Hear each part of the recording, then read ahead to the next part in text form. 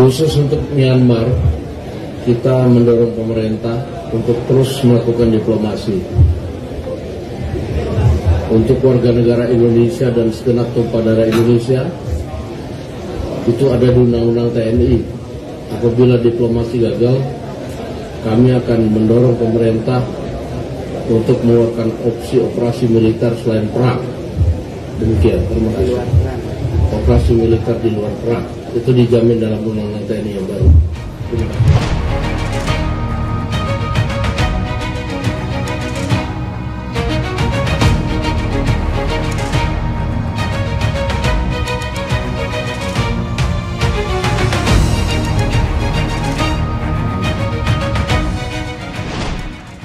Dunia sepertinya memang sedang gak baik-baik aja. Ya gimana? Di Timur Tengah, Iran-Israel baru aja gencatan senjata usai tempur selama 12 hari setelah sebelumnya ada perang antara India dan Pakistan di Asia Selatan. Lalu Rusia dan Ukraina juga masih terjadi pertempuran. Ditambah sikap Amerika yang kalian tahu kayak gimana, bikin semuanya jadi ini itu.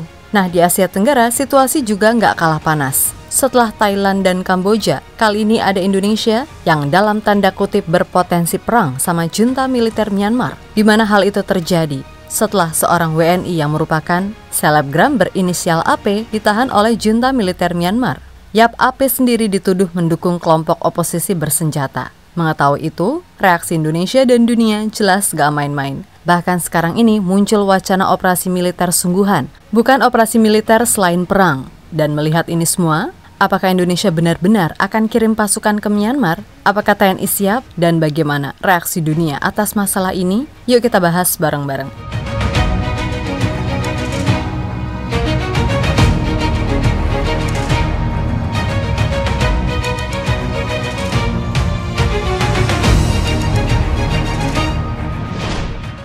Sebagaimana kita tahu kalau baru-baru ini ada seorang WNI yang merupakan selebgram berinisial AP telah ditahan oleh junta militer Myanmar sejak 20 Desember 2024 dengan tuduhan mendukung kelompok oposisi bersenjata dan melanggar Undang-Undang Anti-Terorisme serta IMEA dan Unlawful Association Act. Nah, atas tuduhan tersebut, ia kemudian divonis 7 tahun penjara dan kini mendekam di penjara Insein Yangon.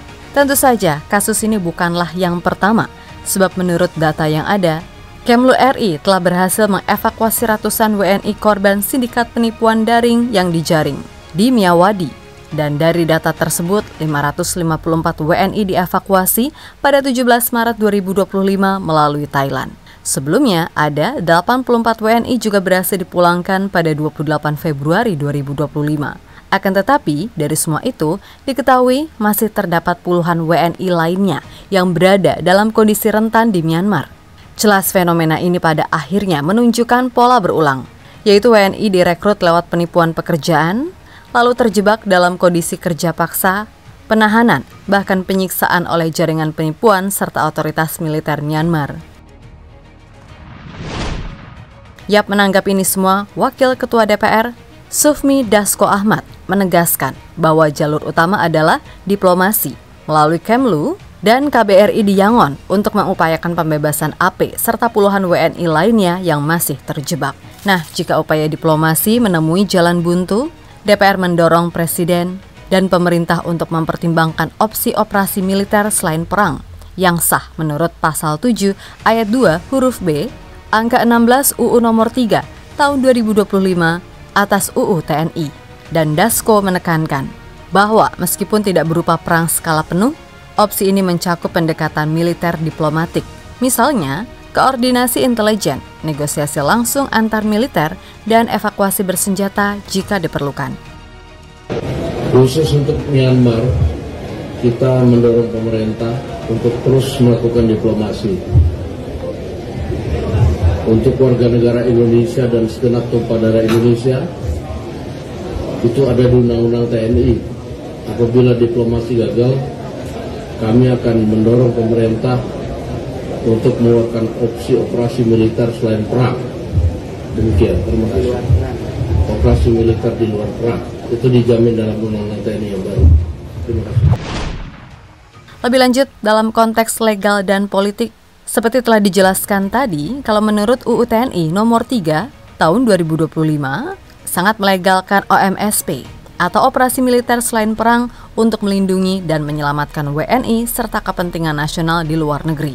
Yang mana pemerintah harus tetap memprioritaskan diplomasi dengan OMSP sebagai opsi cadangan yang dijamin hukum dan didukung parlemen. Ketua DPR Puan Maharani juga menekankan kewajiban negara dalam segala cara membebaskan WNI. Intinya, Indonesia kini berada dalam titik krusial dalam menjaga keselamatan warganya. Pemerintah jelas harus bekerja keras lewat diplomasi, evakuasi, dan bahkan menyiapkan opsi militer non-perang, di mana semua ini tertuang dalam UU TNI baru dan didukung oleh DPR.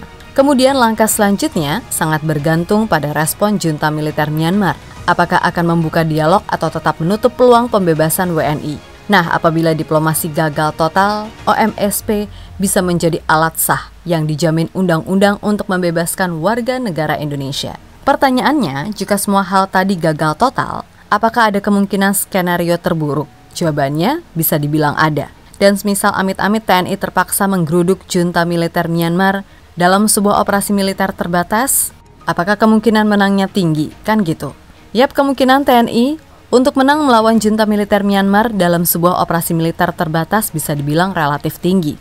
Dengan catatan, jika tujuan spesifiknya seperti pembebasan sandera atau evakuasi WNI, bukan perang terbuka secara penuh. Alasannya, TNI punya kemampuan operasi khusus dalam diri Kopassus, Denjaka, Sat 81 Goltor, yang kemampuannya udah diakui dunia dan sangat terlatih untuk misi semacam ini.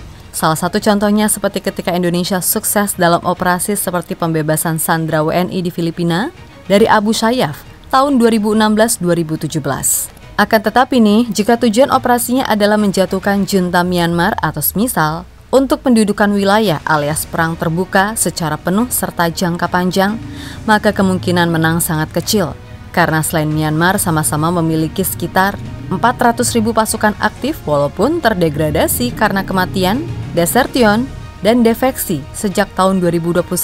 Myanmar juga unggul dalam medan, dukungan lokal, dan kesiapan logistik di wilayah sendiri.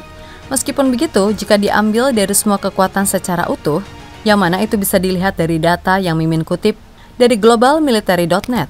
Yap, di situ terlihat TNI jauh lebih unggul dan juga beragam, baik dari sisi personel maupun cadangan, dibanding Tatmadaw alias junta militer Myanmar yang sedang mengalami penyusutan drastis. Sementara dari kondisi taktis, Tatmadaw kini berada di posisi defesa akibat tekanan internal dan eksternal. Wilayahnya menyusut, moral jatuh, personel terkuras. Sementara itu TNI sedang dalam tren penguatan dan stabil.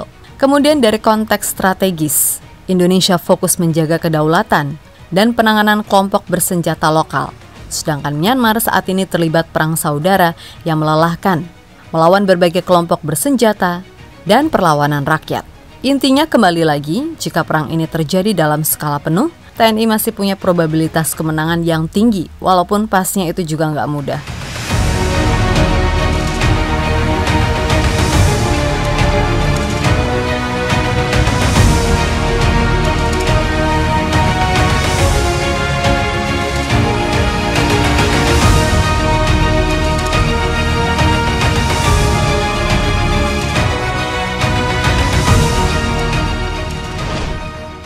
Di sisi lain, masalah ini jelas telah menjadi perhatian di mana-mana.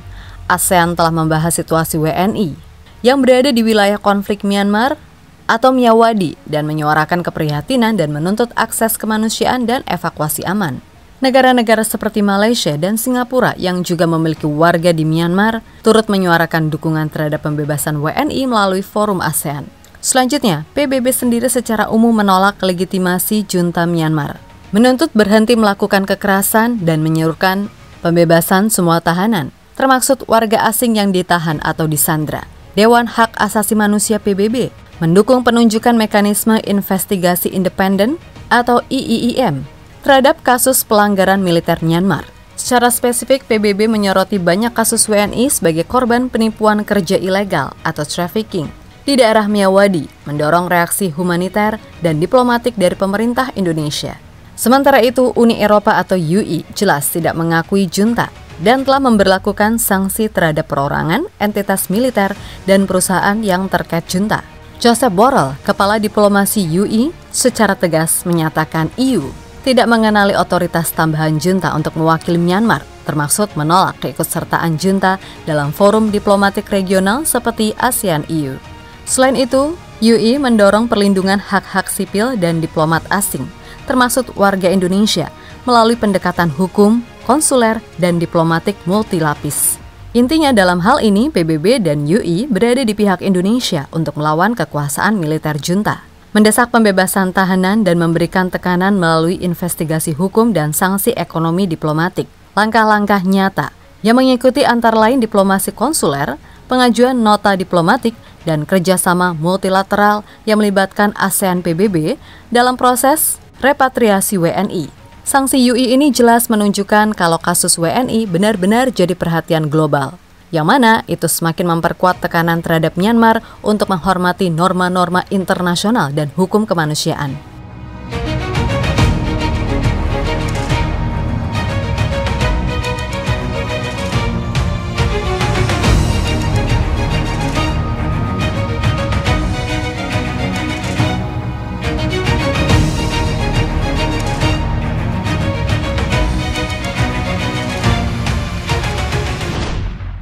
Yap, terlepas dari apapun, yang jelas Kementerian Luar Negeri Indonesia tetap akan mengedepankan negosiasi dan pengajuan amnesti. Namun tekanan publik dan DPR membuat opsi OMSP tetap terbuka.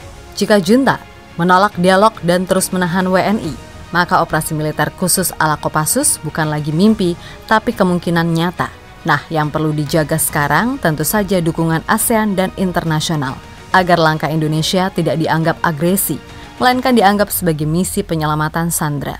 Bagaimanapun, konstitusi menegaskan negara wajib melindungi segenap tumpah darah Indonesia. Dan jika warga kita disandera, negara tidak boleh tinggal diam.